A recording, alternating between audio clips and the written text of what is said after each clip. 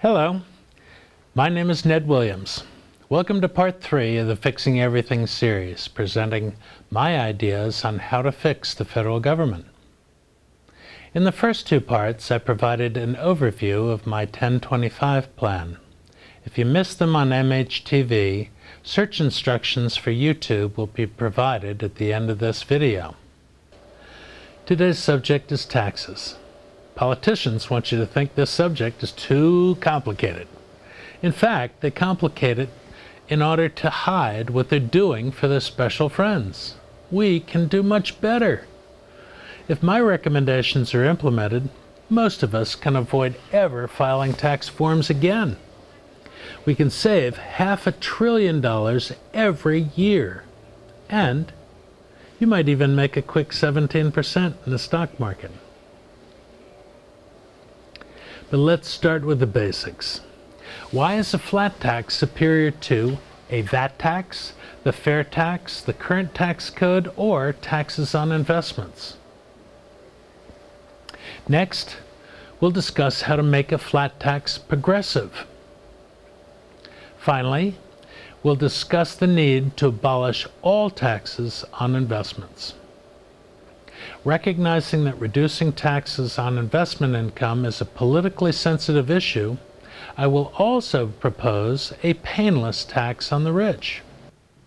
Politicians and lobbyists love our current tax code because they can manipulate it for political purposes. Our legislators' approach to taxing is summed up by Russell Long. Don't tax you, don't tax me. Let's tax that guy behind the tree. In other words, shelter your friends and penalize your enemies. As a result, interest group politics means that fixing the tax code with an incremental approach will not work. The only way to scrap the current system is to provide a better replacement. But enough of what doesn't work. An ideal tax should be fair, efficient, and transparent. It should be fair horizontally, so people with similar incomes should be taxed at the same rate. It should be fair vertically, so those with more should bear a greater tax burden. It should be efficient. Cost of collection and the negative economic consequences should be minimized. And finally, it must be transparent, so the process is clear to all. Based on those criteria, our current tax code flunks. Supposedly, there are 3 types of taxes: consumption, income, and investment. Consumption taxes include the value-added tax, otherwise known as the VAT, and the fair tax. For this discussion, the only income tax we will be considering is a true flat tax, since an income tax with multiple tax rates has been proven to be such a mess. Steve Forbes says we waste 6.5 billion man-hours filing tax returns. The complexity impedes business planning and our ability to compete globally. We have the highest marginal corporate rates in the world, and while effective taxes for large corporations are far lower, these high rates are a killer for small businesses that create most of the jobs. Investment taxes reduce overall tax revenues by hampering business creation. Theoretically, the VAT, fair tax, and the flat tax have exactly the same impact on the economy, if rates are the same. A fair tax. The fair tax is the simplest, since the tax is applied only once at the final sale. A 25% fair tax means that the final product or service sale price will be 75% cost including profits and 25% tax. A VAT is a little more complicated since the tax is applied at each stage of production. Again, the final product or service price will be 75% of cost including profits and 25% tax. Finally, the flat tax. A flat tax is the most complicated of the three, since taxes are levied on individual salaries and profits. But again, the final product or service sale price will be 75% cost, including profits, and 25% tax. All three are therefore consumption taxes, the only difference being how and when taxes are collected. However, in this discussion, we're not dealing in theory, but with the practical problems of implementing the best possible solution and replacement for the existing tax code. The fair tax and the VAT fail as replacements because of our existing salary structure. Current gross salaries include provision for income tax. Because these embedded taxes will be difficult to remove, conversion to either the fair tax or the VAT from the current tax on income will result in one-time price inflation of at least 20% on all goods and services. Totally unacceptable result. A second problem, and the reason that taxes on consumption are rarely applied to service revenues, is the tax compliance problem.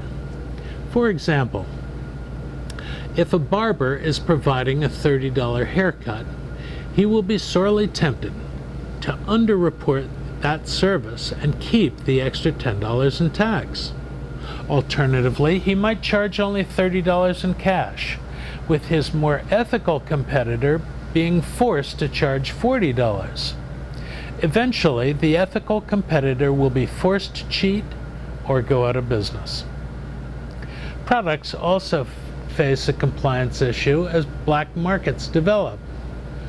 While we accept state taxes of 6 to 7%, the combined federal and state taxes would add approximately 40% to final cost. Since both buyer and seller benefit by avoiding the tax, collection will be difficult to enforce. Finally, we already have procedures in place for collection of an income tax. Simplification of the existing tax on income will cause far less disruption than constructing a watertight tax collection system based on point-of-sale transactions. A true flat tax dramatically simplifies the collection process. Employers will withhold an accurate 25% of gross incomes, that's all gross incomes, and file all tax forms on behalf of their employees. Only individuals with business income will need to file. But there's a problem. A flat tax is by definition income neutral. Under the current progressive system, the top 5% in income earn 32% of all income, but they pay 59% of all taxes. It's unrealistic to believe that the bottom 95% will be willing to absorb an additional 27% of total taxes paid if the top 5% pays only 32% tax on 32% of the income. Somehow, we must make the flat tax progressive. Progressivity, or vertical fairness, can be accomplished in several ways. First, multiple tax rates. The Ryan Plan uses this approach, taxing income at 10% and 25%. This adds unnecessary complexity to what is no longer a flat tax. Second, a standard deduction. Deductions do change the effective tax rate paid, but those with lower incomes do not receive full benefits. For example, if there's a $40,000 standard deduction and an individual earns $30,000, they lose a portion of their deduction. In addition, individuals will be forced to file their taxes independently, since businesses cannot know all the sources of income and the effective tax required. Third, the remedy that I recommend is cash payment. This is based on the fair tax idea of a prebate.